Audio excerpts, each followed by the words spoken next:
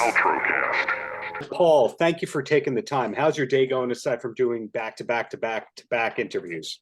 No, it's a pleasure. Thanks for having me, Darren. It's great to talk NFL icons and great to meet you. Well, I'm going to have questions for things beyond NFL icons, but let's first talk about that first and foremost. Now, I'm talking to a multi-time Emmy winner in Paul Camarata. Now, when did you actually wrap season 3 of the show? I think the last episode was officially in the can through all of the last polish and buff. Maybe I think about 7 days ago. So we just finished having everything totally done. And so here we are getting excited, and as we do the run up to the premiere on October 21st. Now, a lot of shows that are biographies about a specific genre or field are very limited, like the number of tragedies, the number of successes. Not the case with icons. I'd imagine that one of the challenging parts, correct me if I'm wrong here, is paring down which icons get the treatment, because there's so many icons. There are many NFL icons. I think that's true. I think, there's certainly a pool that you start from. I think every one that we've done, we're on episode 20 now when we finish this season. I think they've all been NFL Hall of Famers. So there's sort of maybe a general, not that I don't know if that's an essential criteria that we've ever written down. It just sort of worked out that way. But it's sort of a chicken and egg situation in terms of they're the usual suspects of people who've done these great stories we know, the names you know. The other asset that we take into account is how much have we documented them over the years. And in case of, we want people that have really diverse, robust archives that we can dive back into. We use that as such a foundational part of putting the film together that it'd be tough to do somebody that we hadn't documented over the years. So again, not to say that had to be a Hall of Famer, but those tend to be the people that we've been following whose careers end up culminating in that sort of accolade. But yeah, we really look for interesting stories. That's always where it starts fundamentally.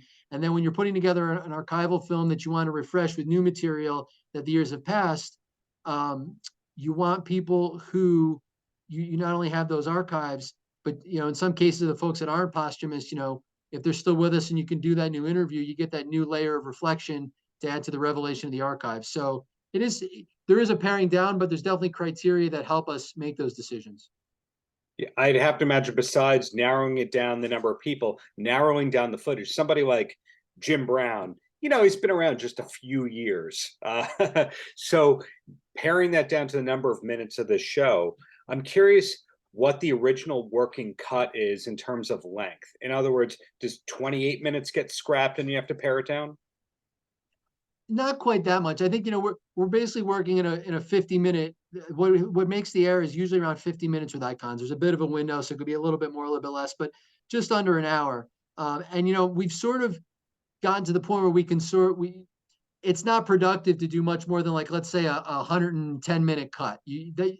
Anything more than that at the beginning, you're being a little too broad. Just like if you were doing a show or whether it's an audio recording or writing a term paper, you wouldn't write 10 pages more than you need to. You might write 2 pages more, that kind of deal. So yeah, we might start with maybe a little bit more than an hour, and then we just start doing the review and the revision process and figuring out what are the really interesting, compelling things. And look, with these guys, there's usually so many cool bullet points and scenes and pods.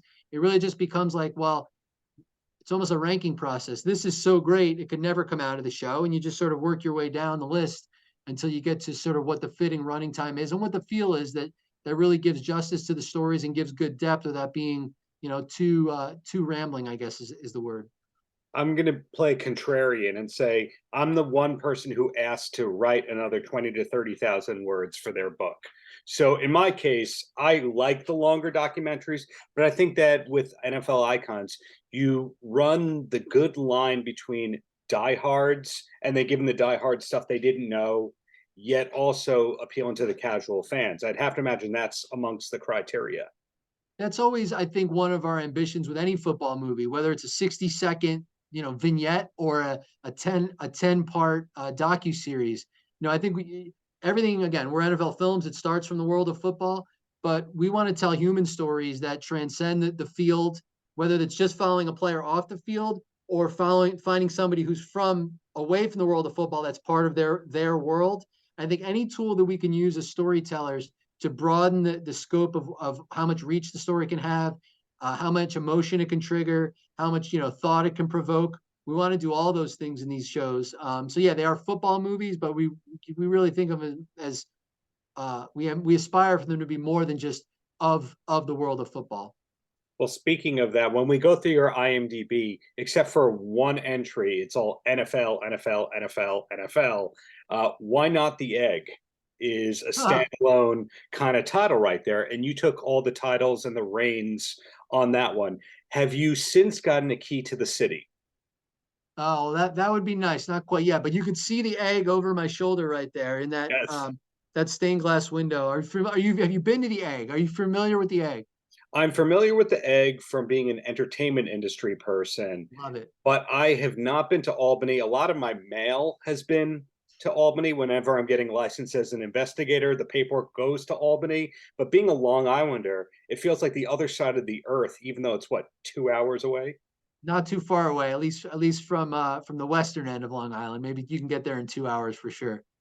Right. I So, love this. I love that you're bringing the egg into the world. The egg is iconic in its own fashion, so I appreciate this. well, that plays into a stereotype I have. There's two kinds of people in the sports world, in the behind the scenes, the filmmaking, the producing, etc. They're the people who live and die only sports, and then they're the people that say, "Well, yes, it's my job, but sports is my second or third mastered topic." And seeing the Sinatra mugshot behind you, I'm getting the vibe that you're a historian in other stuff besides sports. I think here's what I would say to that, and it rings back to what something you said when we first got on in terms of being a movie buff. When I started at NFL Films, there were a few of us that started together, and one of our first pieces of instruction we got from I think no less than Steve Sable and the great Bob Ryan, another famed producer here, said the two best things you can do to be great at this job are watch football games on Sundays and watch movies.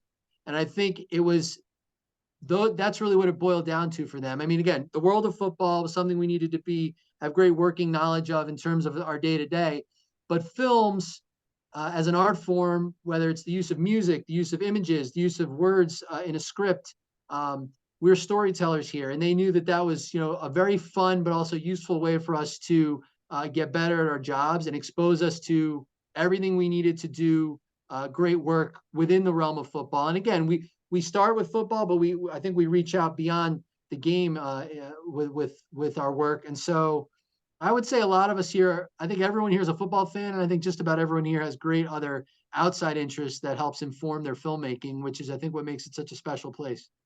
That's a very good point. And as a kid watching the NFL, every Sunday, I thought it was about the game. And I didn't realize until I was older that it was about the storytelling and the people behind the scenes reminding you what the rivalries are and what the significance of the two teams matching up are, what the history is. But then they're also, at the same time that that's going on, tying in the pop culture of the moment. At the same time, you have music from multiple eras going. So what I'm getting at is the NFL people are so much smarter than the everyday person kind of realizes. Well, we're happy that people love football. So, are you going to work on another short film in your minimal free time, or is it all NFL films and icons forever and ever? So I can't even recall that why or if or when or why not the egg got there. There are other small shorts that I've done that I sort of do in my own time. They're on a YouTube page. A couple of them I believe have been shot in Albany. Some of them I drew, so that those don't really count as being shot in Albany. But I like to do creative work and make stuff. And so I'm fortunate that I get to do that in my job. When I have some wee hours and the wee small hours, as Frank Sinatra might say, I try and make stuff, whether it's drawing or writing poems or making collages or things. So I'm always trying to it's just something I enjoy doing. And so yeah, hopefully there'll be other stories. There will be other stories in some fashion, way, shape, or form. Hopefully, all the time. Now, this is before COVID, before everyone went remote. But I remember in working at Viacom, people would go, "Oh yeah, we have to talk to the NFL films people." They're in a random South Jersey town, and you're talking about Albany. So it also intrigues me how small town a lot of the people related to the NFL are. It's not necessarily New York, Los Angeles, and that's it. Oh no, yeah, Mount Laurel. I mean, we're just across the bridge from Philadelphia. It's funny. It's not that it feels very similar to. I grew up in a suburb of Albany called Guilderland. Mhm. Mount Laurel feels very similar to that. sort of an East Coast suburban town. It's nice to be near, even closer to a bigger city in the ocean here. Of course, in Albany, you're much closer to the mountains and lakes and other things. But anyway, I guess it's just that football is everywhere. And so people are drawn to work on it, whether it's at the club level in one of the franchise cities here in Mount Laurel, in Los Angeles, even, and in New York, of course, at the league headquarters. So you probably get all types, small town, big city. That's the magnetism of football. It brings people in. And again, I think it helps us do great work that we have this great diversity of backgrounds that come together, again, under the umbrella of football, but ending up creating work in sort of lots of other peripheral spheres as well.